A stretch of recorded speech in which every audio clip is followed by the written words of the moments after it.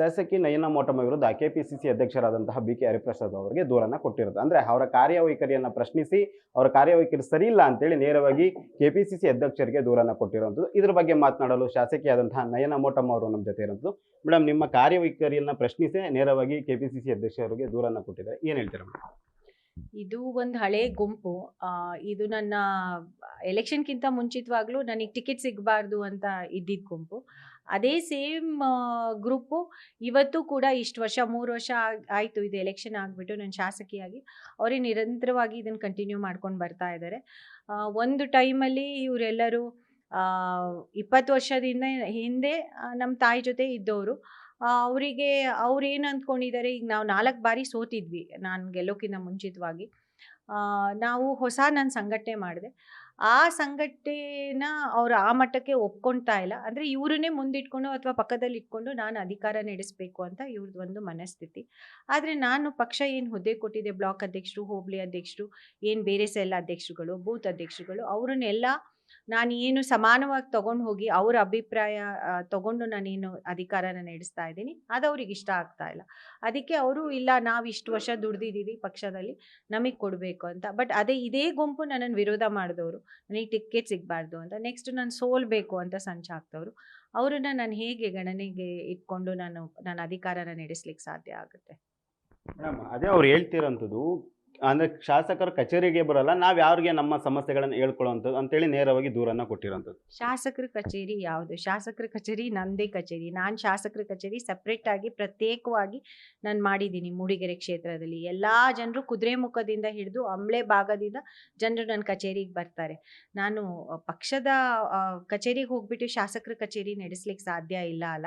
ಆಮೇಲೆ ನನಗೆ 3 ಬ್ಲಾಕ್ ಬರುತ್ತೆ, ಮೂಡಿಗೆರೆ ಬ್ಲಾಕು, ಆಲ್ದೂರು ಬ್ಲಾಕು ಮತ್ತು ಕಳಸಾ ಬ್ಲಾಕ್. ನಾನು ಬರೀ ಒಂದು ಮೂಡಿಗೆರೆ ಊರಿಗೆ ಸೀಮಿತ ಆಗ್ಲಿಕ್ಕೆ ಸಾಧ್ಯ ಆಗೋದಿಲ್ಲ ಅಲ್ಲ.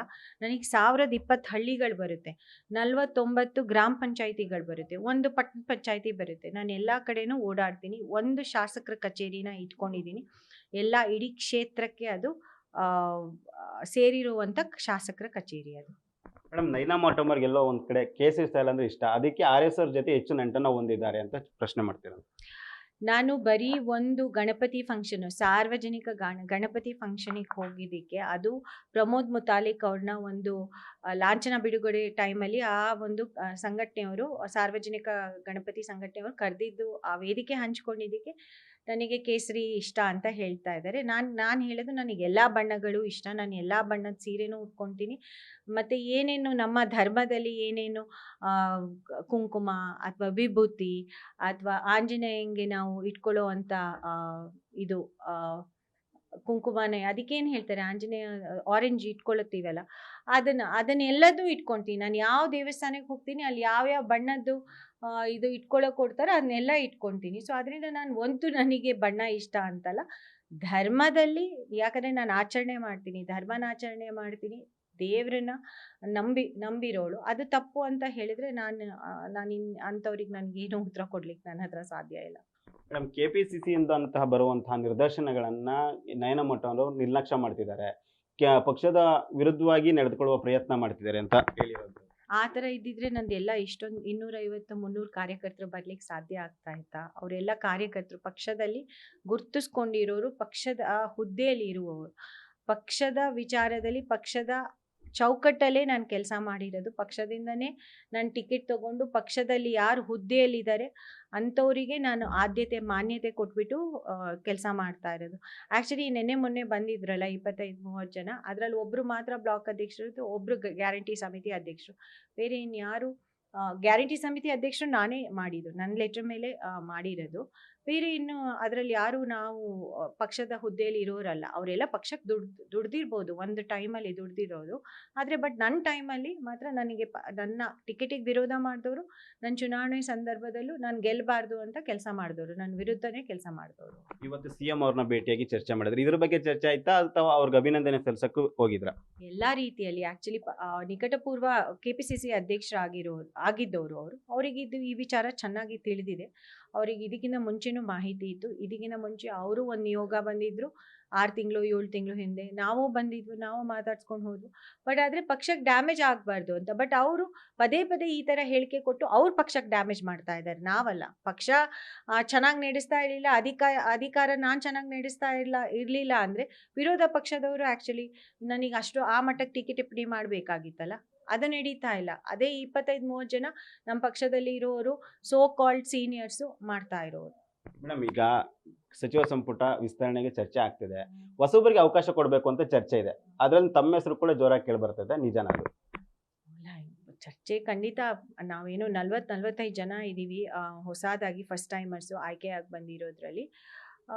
ಮೇ ಬಿ ಒಂದು ಸ್ವಲ್ಪ ಏಜ್ ಅಂತ ನೋಡಿಬಿಟ್ಟು ಹೇಳ್ತಾ ಇರ್ಬೋದು, ನಾವು ಸ್ವಲ್ಪ ಯುವಕರಿದ್ದೀವಿ ಅಂತ. ಆ ಥರ ಬಿಂಬಿಸ್ತಾ ಇದ್ದಾರೆ.